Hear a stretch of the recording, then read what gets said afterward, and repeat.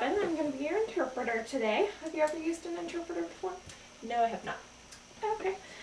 Well, today we're going to be using consecutive interpreting, which means you'll go ahead and speak your message, and then if I get to a point where I can't retain anymore, I'll ask you to pause. I can do that by putting up a finger or a hand. What works best for you? Either one, whichever is most comfortable for you, that's fine. Okay, well, we'll go ahead and go with the finger this time. Okay. And then, so once you've paused, I then will relay the message to your client, and we'll use that style of interpreting. Okay. Do you have any questions? No. Okay. Hi, my name's Robin. I'm going to be your interpreter today. Have you ever used interpreting services before? No, I haven't. Okay. Well, today we're going to be using consecutive interpreting, and what will happen is the speaker will go ahead and give her message, and then at a good time she'll go ahead and pause at a good point in the story, and then at that point I will relay the message to you, so I won't be interpreting while she's talking.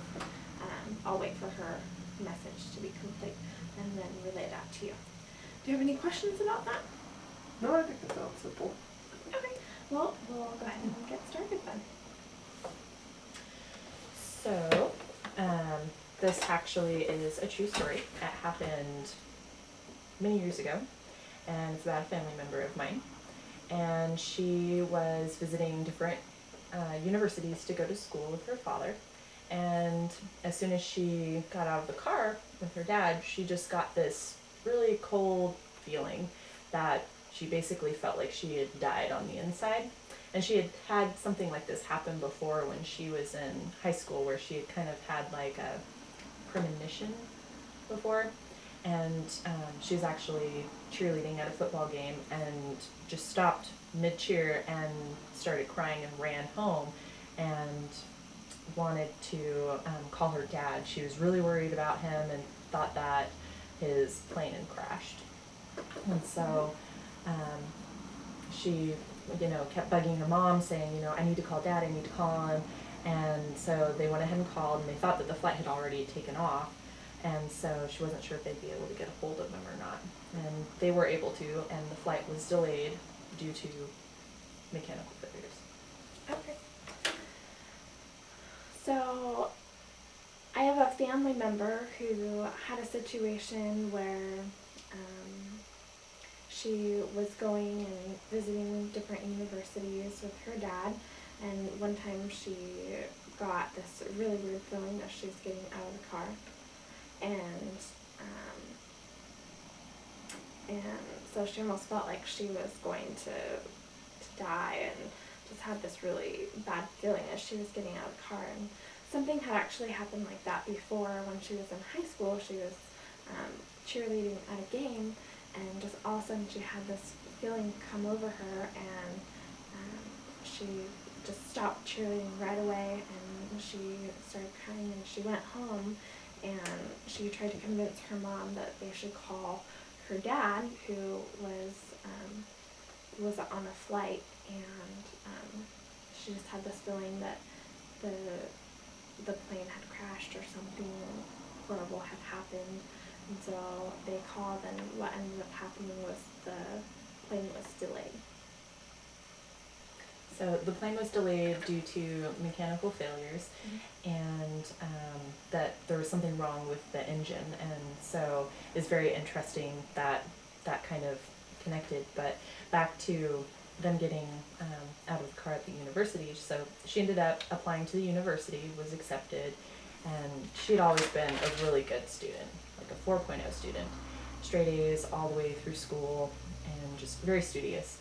And so she started going to school there, and her mom actually later on made a phone call to the school to, I don't know if it was to pay tuition or what, but when she ended up calling, they told her she couldn't enroll her daughter any longer because she was on academic probation now. And her mom didn't understand what had happened, and what had actually happened. She was raped at one point when she went to a party with some friends, and didn't tell her family about it. And she actually was cut really bad on her leg to the point of where it almost cut the main artery. And she walked home with that and treated it herself. And to this day, she wears shorts and skirts and things to cover it, and has never gone back to college since. So, and still has not talked to her mom about what had happened. So she wrote about it in a paper to a teacher, or not to a teacher, but for an assignment, and the instructor talked to her about it.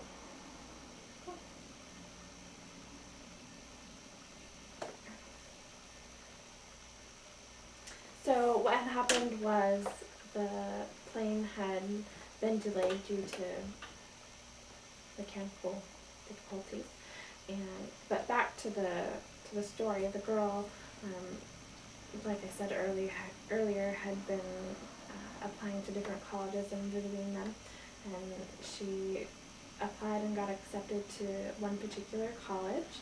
And prior to that, she had been a very studious person. She had all straight A's through high school, had a 4.0, just very good academically. And so she went to the school there, and one time her mom called the school for some reason, and the school said that her daughter could no longer be enrolled at that school because she was on academic probation.